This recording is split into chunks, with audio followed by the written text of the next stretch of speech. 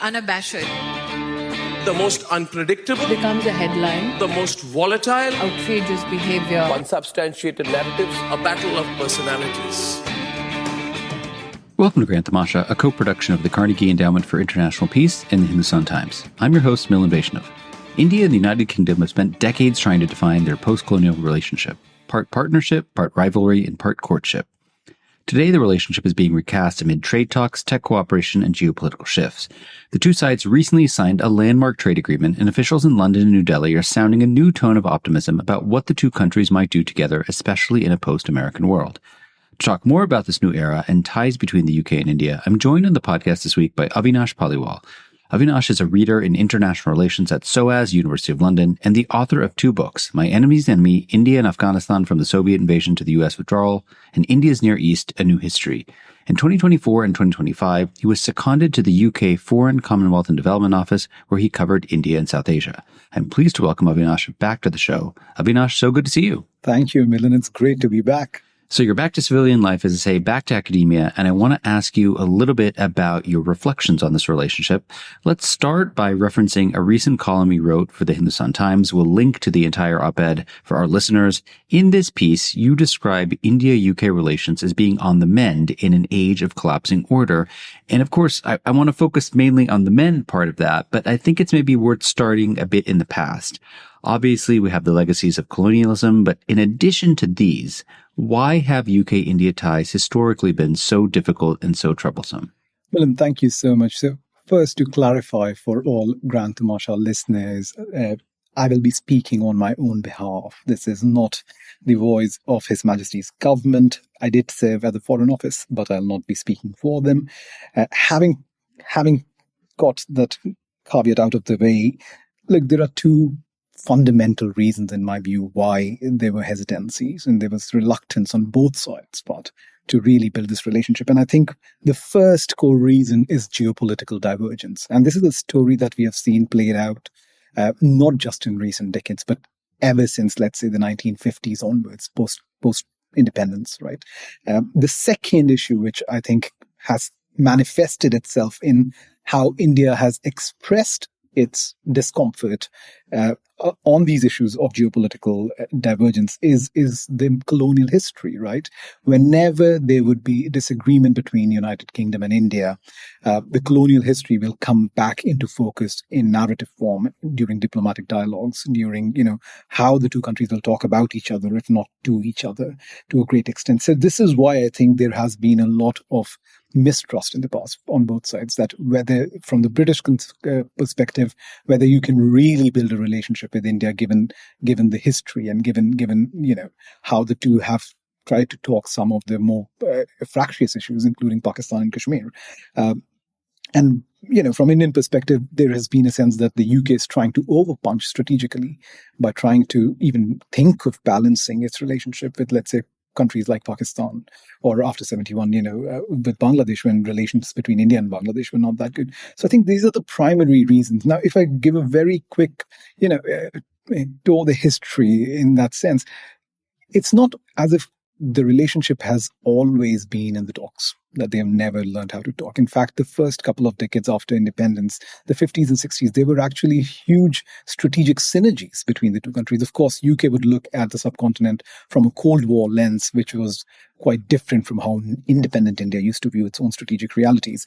But there was huge momentum in that relationship. Partly you can say that this was an after effect or aftermath of the empire, and there were dependencies of a particular kind which don't exist today.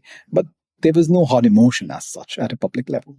I think 65 war between India and Pakistan perhaps can be identified as a watershed moment when the UK under Harold Wilson criticized India during that war. And that did not really go down well. And I think that is where one can say that India's troubled history, both with the United Kingdom, but particularly with the Labour Party and Labour governments, you can draw the historical line back to 1965. It has been troubled. And we have seen, we have seen ebbs and flows in this conversation during the 90s, when the Kashmir insurgency was at its peaks on the nuclear question, when it came to Pakistan and the nuclear weaponization. More recently, the war in Afghanistan. You can see those divergences given the fact that the two countries have very different equities in the region and different interests, really shape the bilateral and shape the structures of mistrust that kept the two really far. And that has begun to slowly change, in my view. So I think it's really useful at this point to focus on the here and the now. Let's come to the current period. In your piece, you made a point of saying that we are at a kind of transformational moment in the relationship. And I guess I want to ask you, what has changed either structurally in terms of the globe or politically in either country that allows these two sides to move beyond, as they say, the hesitations of history? There are both strategic synergies today in the economic sphere, but also in the security strategic sphere.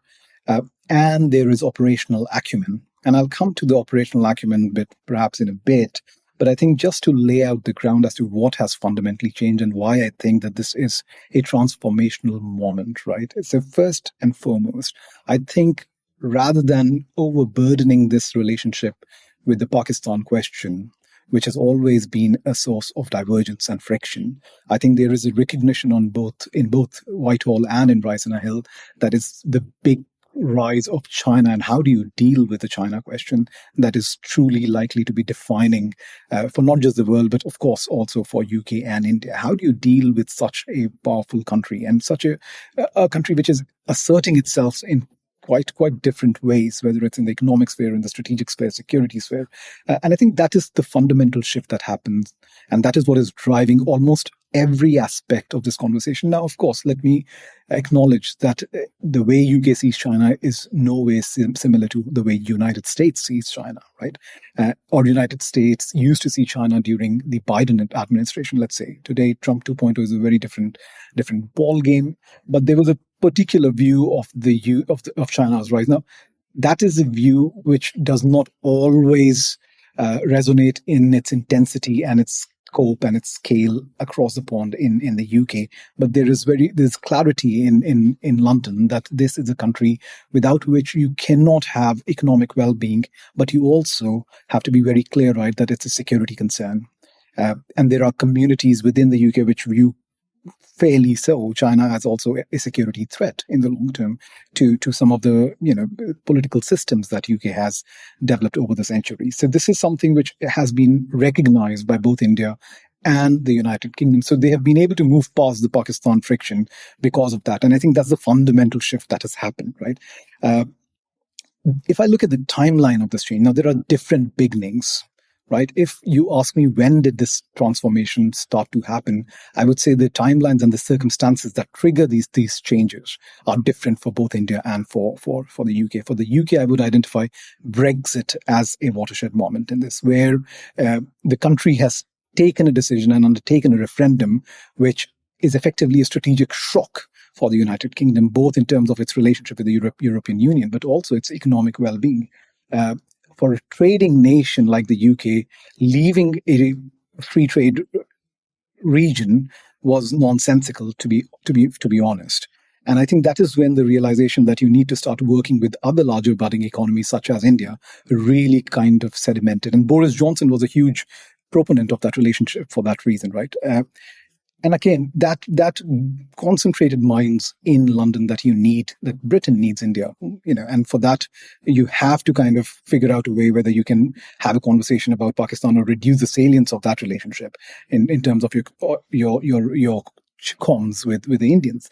I think for India, 2020 is really the kind of break-even point in that sense that one is the Galwan clash. Of course, US is the more important partner in that sense, both in a security sense and otherwise.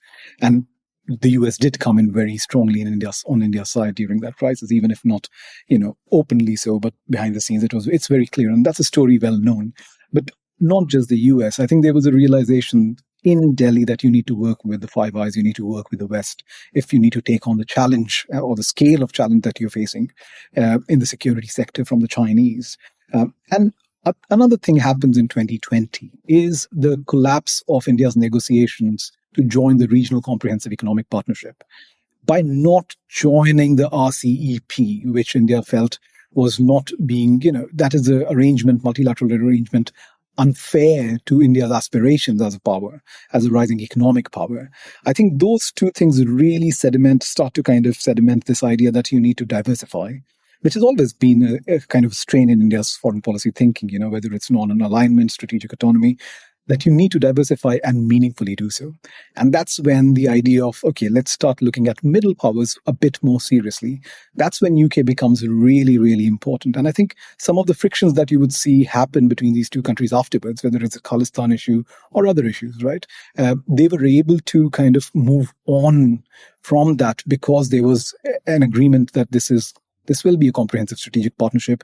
We need a roadmap. We need something that will guide us, a guardrail, if you like, that will help focus our minds during moments of crises like these. So 2021, the two countries really start talking about a roadmap roadmap to 2030, which opened up space for negotiations for the comprehensive economic and trade agreement, which was signed very recently. So this is the broader timeline. And that is why I say that, look, it's a transformative moment, and we need to appreciate it for that. Will it last or not? Of course, is an open question. But right now, I don't think, I'm confident that in the last 2 to 3 decades, this is arguably one of the finest moments between these two countries. So let's now dig in a little bit on the individual pillars that you've laid out. Let me start where you ended, which is with this recent Comprehensive Economic and Trade Agreement, or CETA. CETA promises to augment bilateral trade by £25.5 billion every year from its current standing of around £45 billion. So this is quite a significant, ambitious goal. There are some observers, however, who say, look, these trade concessions, they sound good in theory, but they're actually pretty modest in practice. For instance, some people say, look, the UK's tariffs on Indian goods are already pretty low. India, for its part, has kept a lot of politically sensitive agricultural commodities out of the pact. How do you respond to critics who say that the upsides of this trade pact have been overplayed? My response is that the significance of CETA is more political, Milan. It's the criticism that this is a modest trade pact. I accept that. That's fine. And honestly, given where the relationship was even 10 years ago, I'll take a modest I'll take modesty. I don't want perfect to be the enemy of good. And honestly, I'd rather have something which helps the two sides build confidence in each other, build trust. And I think this is how I view it. I think the fact that the negotiations survived a lot of tumult between the bilateral, but also globally that we have seen with the shifts that are happening in the US, China's rise and other issues. And, this is an age where global supply chains have been weaponized. Geoeconomics is a weapon. It's a tool, it's a weaponized tool in international diplomacy rather than one that necessarily leads to happy outcomes, right? So in that age, to be able to negotiate consistently and to be able to sign a trade pact of this caliber, I think that's a win that we must not underestimate. And that happened because there was political understanding, because there were strategic synergies. So this is where my kind of fulcrum truly is in terms of what this means to me. But of course, now coming to the economics of the trade pact, look, you already put the numbers, right? $44.1 billion is the current standing of the bilateral trade. The promise is that every year, in ideal circumstances, there will be an increment of $25 billion worth of trade. That's more than 50% of the current standing increment on an annual basis. That's a huge shift. Now, this is also in the realm of optimism. This is also in the realm of hope, right? We need to see how the markets truly respond. India, even today, is a protectionist economy, as you hinted, right? This is not an economy which will open itself unless forced to, the way the Americans are trying to force it. And even there is huge resistance. Unless forced to open by a superior power, there are good reasons why there are certain sectors that the Indian government would want to offer protection to, right? The Indian farmer needs that protection.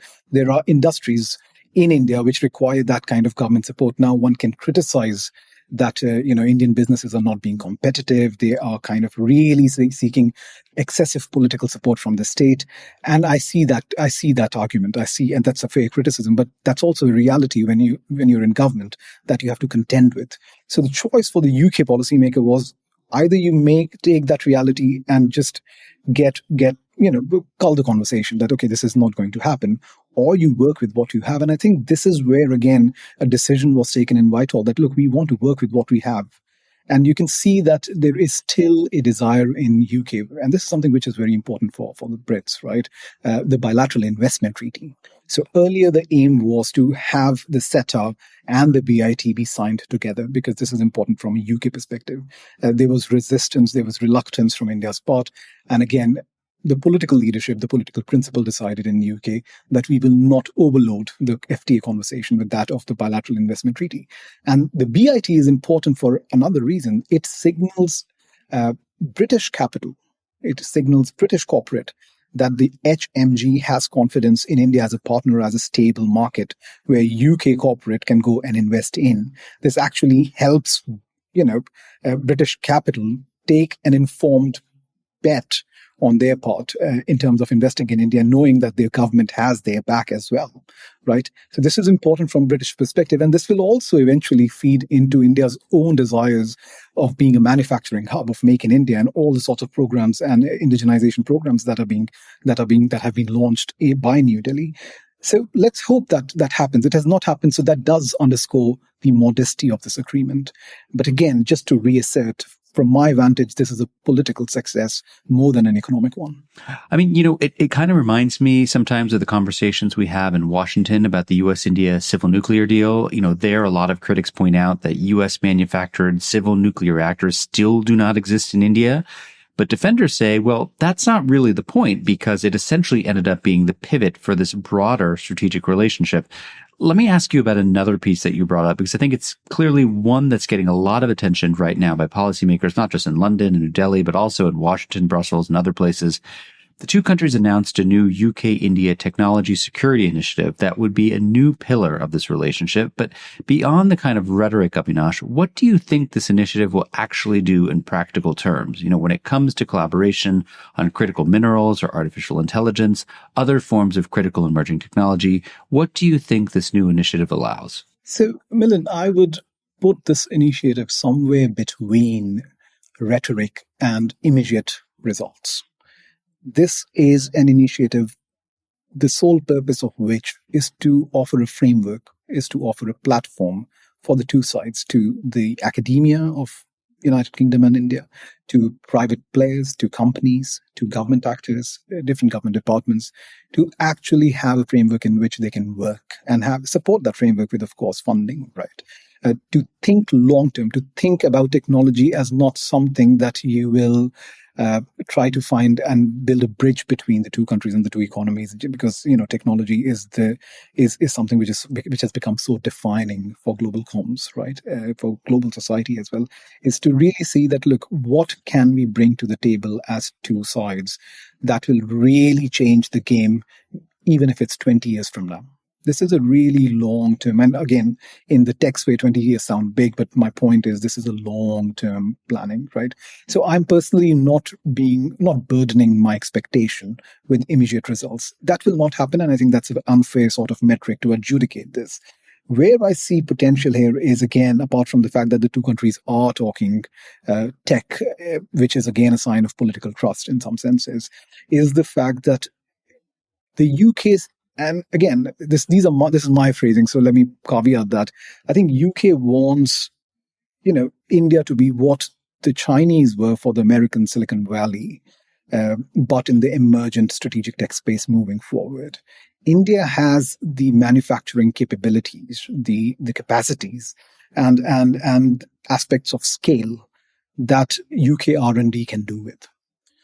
UK is really advanced in terms of R&D in the strategic tech sector. Quantum is, effectively, it emerged in the United Kingdom's kind of tech space, but you cannot have that R&D, that innovation translate into manufacturing and the assembly line flow the way it has, the way UK would want it to be. Now, the option historically has been either you go to China, or you go elsewhere into Southeast Asian countries. But the kind of ambition that UK also has for itself in terms of becoming a leader in AI and emergent tech, you need a partner which can offer that kind of that aspect of scale. And India is the most likely contender for that. And I think that's where TSI becomes very important, be it running global AI centers, running hackathons, trying to work in the biotech sector to see whether the two sides can get companies and institutions together to work on in vivo gene editing, in the semiconductor space on which the Indians have made a strategic bet, right? Can British and Indian conglomerates and scientists get together and see whether you can use graphene to build chips? Can you use 2D materials to build semiconductor, chips moving forward? So there are a lot of conversations that are happening. And the idea, of course, is to enable those conversations. Now, having put that concept, having laid out that concept, let me also, lay out this landscape of caution here, right? This will require, because technology and security are so deeply interlinked, this will require, and this is one reason why this channel is being led by national security advisors from both sides. It requires trust, but at the level of security leadership of the two countries and not just the political leadership. In UK, there is still a concern that it's great to work with India. We want to work with India and we want to enable India. If India wants to become a developed power, let's say Viksit Bharat, right? That's the official sort of slogan by 2047, 100 years after independence. We want to be with India at that moment, with them standing together.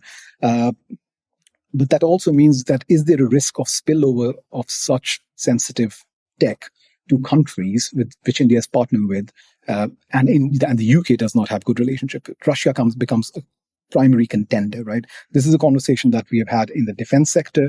This is a conversation which is a concern even in the tech sector, emerging tech sector, right? So those issues remain. Those risks of spillover remain. But again, the idea is that maybe TSI, which all honestly builds from ICET, which was introduced by the US during the Biden administration. It really, the idea is to offer a platform for that conversation, which is much more forward-looking rather than looking back and trying to figure out or iron out historical sort of friction points.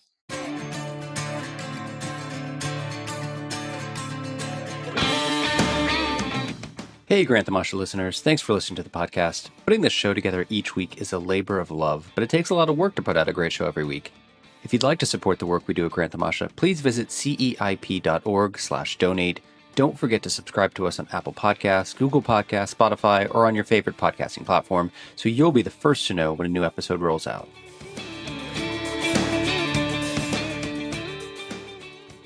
Avinash, when you were talking earlier about the reset in UK-India relations, you discussed structural factors, but you also alluded to some bureaucratic factors. And I want to ask you a little bit about this because it was an interesting point that you made in your piece in the Hindustan Times. You say that this translation of political will into action amidst this kind of round of musical chairs at the cabinet level required the civil service to up its game.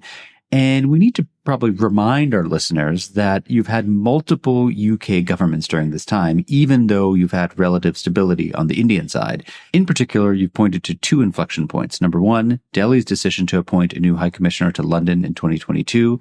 And number two, the appointment of a new UK High Commissioner in New Delhi in 2024. Tell us a bit about the impact these specific appointments had on the upswing in bilateral ties. So this takes us back to your earlier question about why is this a transformational moment, and I identified the strategic causes, but also the operational acumen. And this question is very much on the side of the operational acumen on both sides of this relationship, right? Look, when it comes to the United Kingdom, the civil service is a permanent civil service, unlike the United States, where you have political appointees. Now, of course, we have SPADs as well, special advisors, but the actual heavy lift of policy of policy assessment, of analysis, and policy direction is being done by the bureaucracy. And then, of course, it has to fit with the political direction that we get from whoever the political principle is and whichever party is in power. But the bureaucracy is a very important interlocutor. And I think given as I say in that article, the ministerial musical chairs that unfortunately UK has been going through, and God forbid we might go through still. I mean, today, there are concerns whether Keir Starmer will remain Prime Minister moving forward, or whether we are looking at an internal political civil war in a serving Labour government. We don't know. I hope not. But the bureaucracy then Whitehall becomes a very important custodian of this relationship.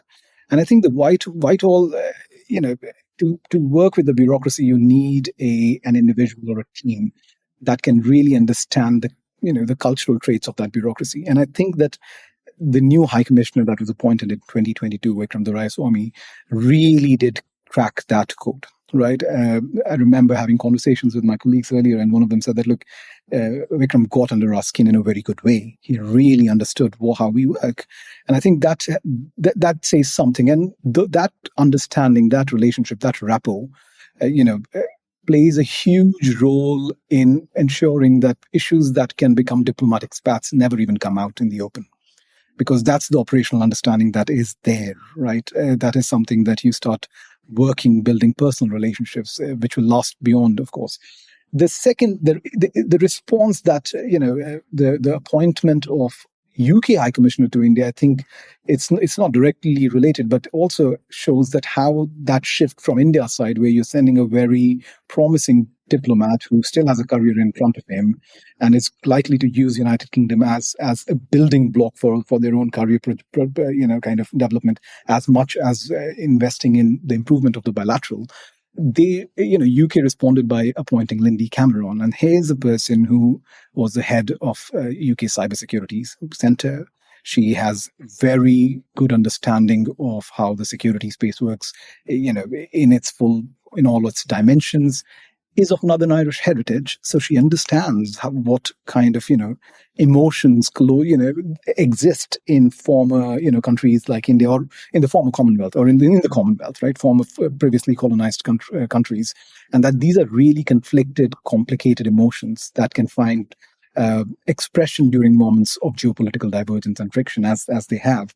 She understood these things, and that's why that is the perspective that she took with her to Delhi. And that's one reason why, you can see Delhi recognizing the potential in having a conversation, a heart-to-heart, so to say, with Lindy on some of these more tricky issues. I think that really gives, that enabled conversations between the NSAs, that enabled conversations between the foreign ministers, between the political parties. And a good testament the success of that was that when a new government came to power, in earlier this year, right, when the Labour government, the Labour government comes to power, there were anxieties in India that will we be dealing with the Labour of the 2000s, or is this a new Labour Party with a very different outlook?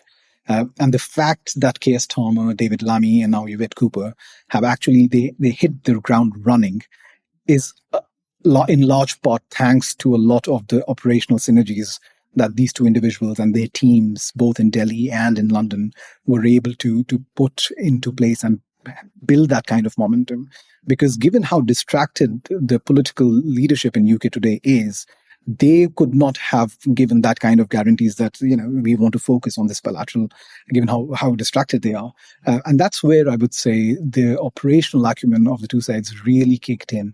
But this is also, again, a bit concerning, because if personalities change, it shows things can change. So this must not be taken for granted, Milan. I do hope that both London and Delhi are aware of, the potential risks.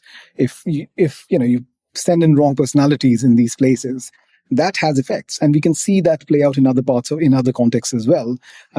So I'm hoping that whoever comes to London next from Delhi, and whoever London appoints next after Lindy, are able to continue to build on this momentum which already exists. Avinash, we've spoken a bit about the plus points, the areas of collaboration, the ways in which the relationship has kind of gone from a not so great place to a much better place. Let's spend a minute, though, talking about the irritants. And specifically here, I want to ask you about the Khalistani issue. In your piece, you write that the Khalistan issue at one point did risk burning bridges, but it actually ended up strengthening ties, and I thought that was a sort of counterintuitive takeaway. Although both sides continue to view Khalistan quite differently from their own perspectives, in what ways do you think they've been able to find common ground? So, Milan, the Khalistan issue is still an issue that will require continuing vigilance, right? It's not an issue that has gone. Both sides have very different understandings of this issue, and there are different legal structures, there are different political cultures that are militating, especially when it comes to these issues. And both sides have legitimate concerns around these issues, right? On how they deal with it and what this kind of activism really augur for the bilateral. What I would say is, in the past couple of years, what has happened is the fact that all these allegations that cropped up about India's kind of, alleged extrajudicial activism in the US, or attempted hits in Canada, that case really concentrated minds. I think that is a moment when, there was the more securitized side of UK government really said that, okay, what is going on here is a country that we want to partner with. We want to have a futuristic kind of a happy relationship on the economic side of things and the strategic side of things is, entering territories, entering areas allegedly, which are not very helpful. And a similar thing happens in Delhi where there's a feeling that the West is not respecting some really core security concerns when it comes to diasporic Khalistani activism, especially in the light of what's happening in Punjab, whether it's related to the drug problem or kind of resurgence, even if limited, very limited, of certain Khalistani elements. I think that is a very clarifying moment where the stakes of this relationship become very clear. Do you want this to become a hindrance or do you not want this to become a hindrance? It could have well become a hindrance.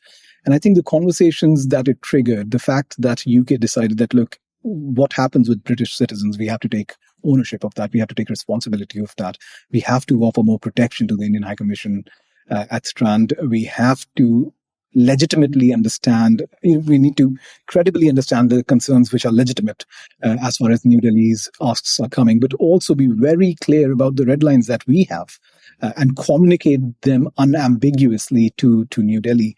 I think that is why it was a crisis, which the fact that the two sides were able to communicate their intents, their intentions, and their red lines, and how they can work together.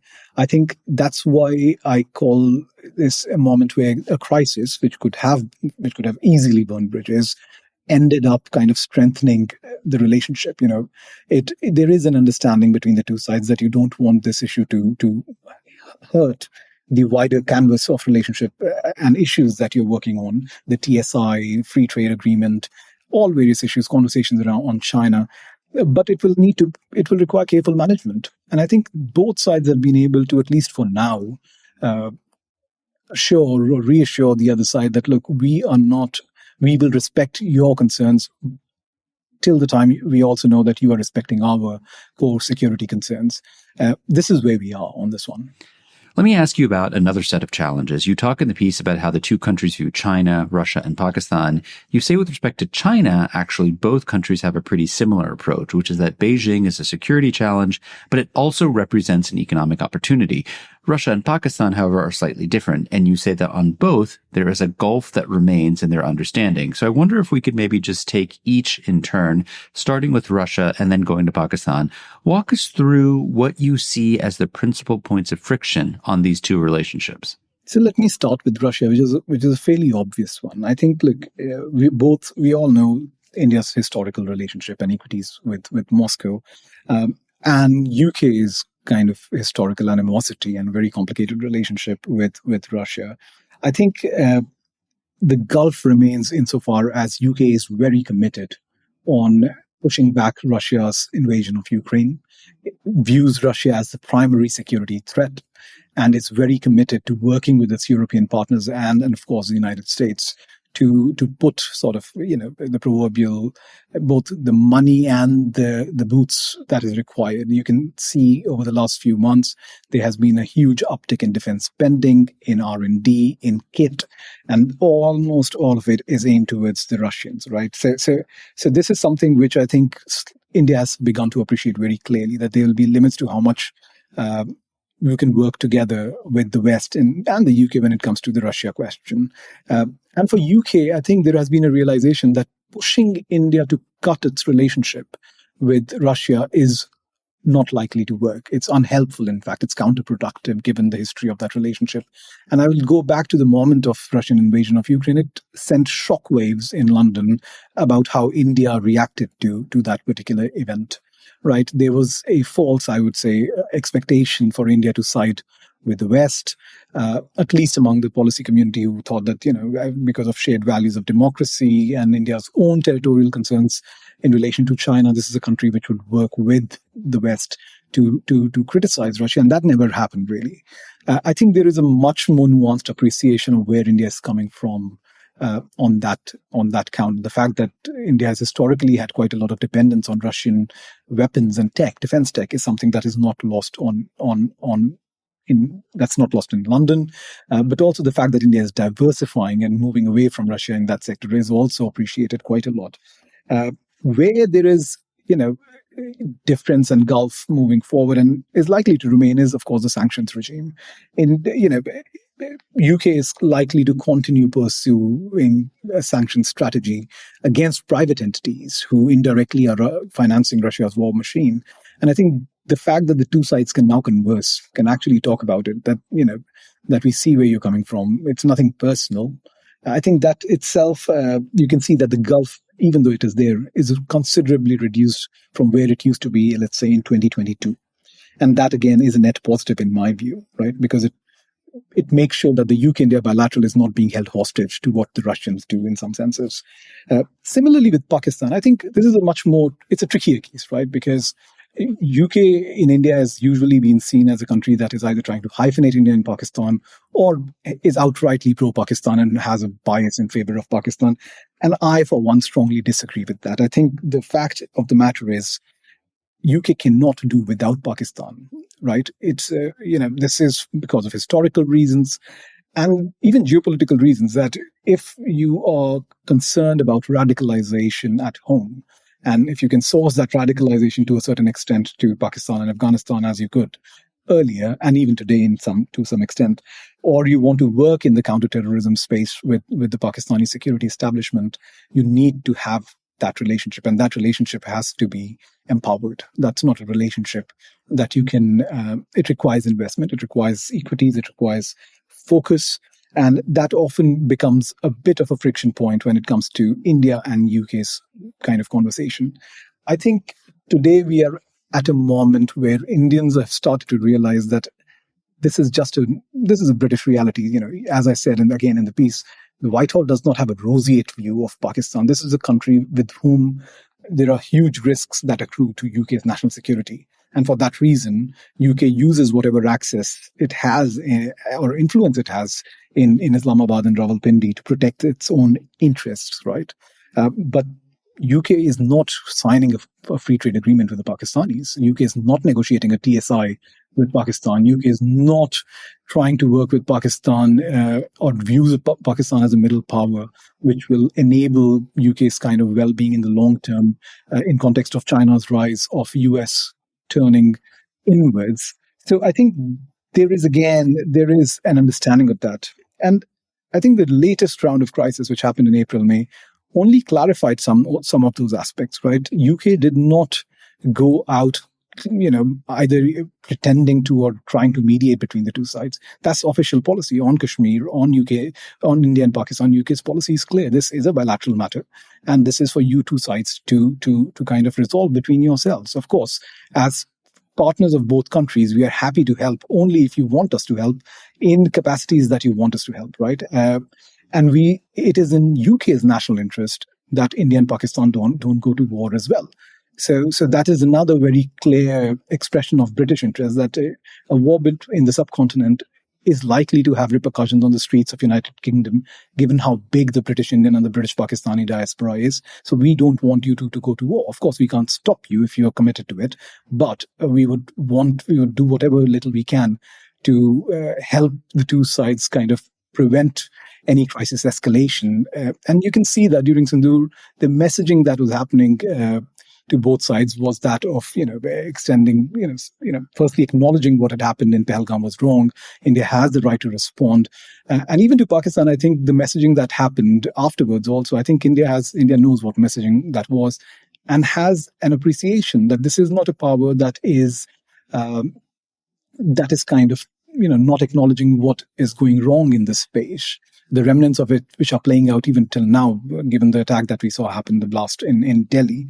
So I think, again, going back to the fact that the two sides have learned how to talk to each other.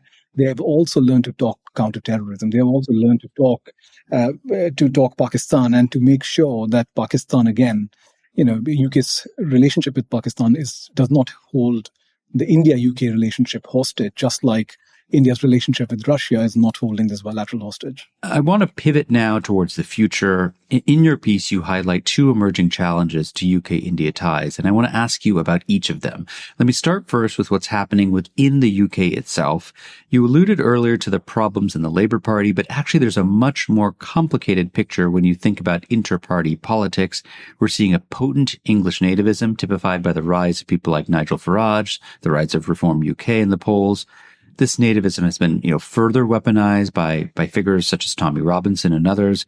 If these nativist forces continue to gain ground in the UK, what kind of impact do you think that's going to have on the bilateral relationship? So this will be a diaspora story as much as a diplomatic story. I think the diaspora story is appreciated more, or the impact, the implications of this sort of nativism. And let's assume, or let's say that Reform UK does form the government in future.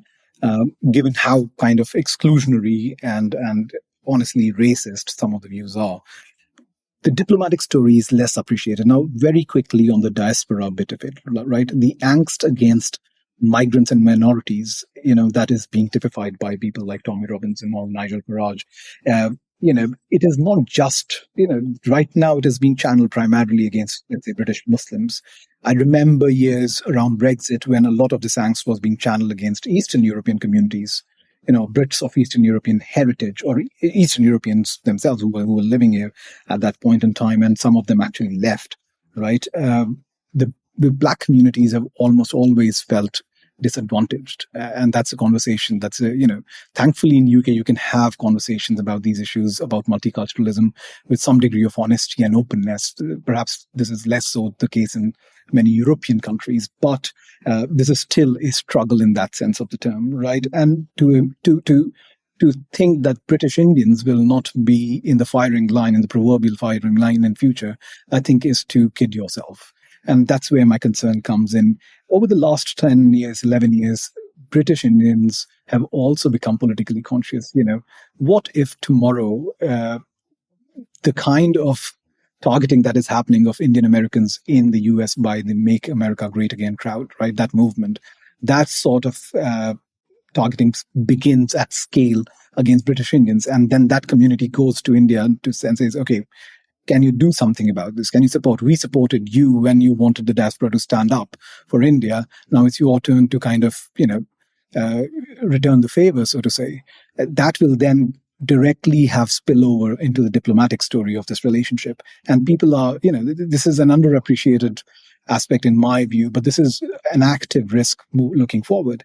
Diplomatically, and I'll give you just one example, there is a lot of pressure at this point in time on the United Kingdom to put the kind of punitive tariffs that the US have put against India, not just against India, but other countries as well. The pressure is, in that sense, not just aimed against one country.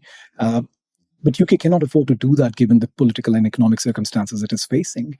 And it is having to stand up. It's, to stand up and own its ground that, look, we will not impose the kind of tariffs that you've imposed on India because we have once signed a CETA, but we actually view India as a partner of the future.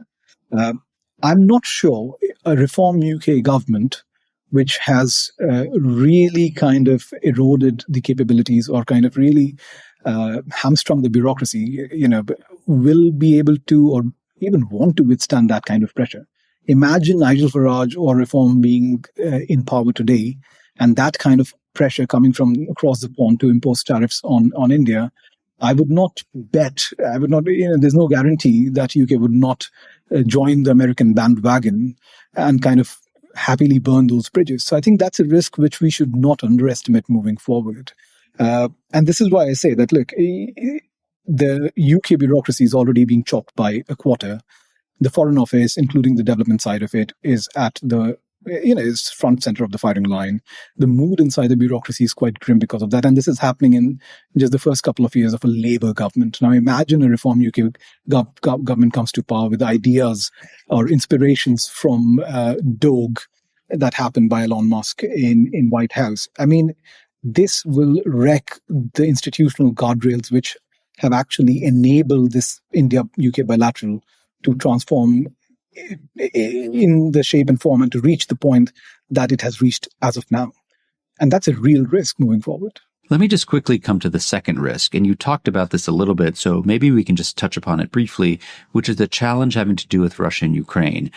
I think here the risk that you foresee, if I understand you right, is that how Europe responds to this continued crisis could have broader impacts. You worry that under certain conditions, India might end up dropping in the UK's list of priorities.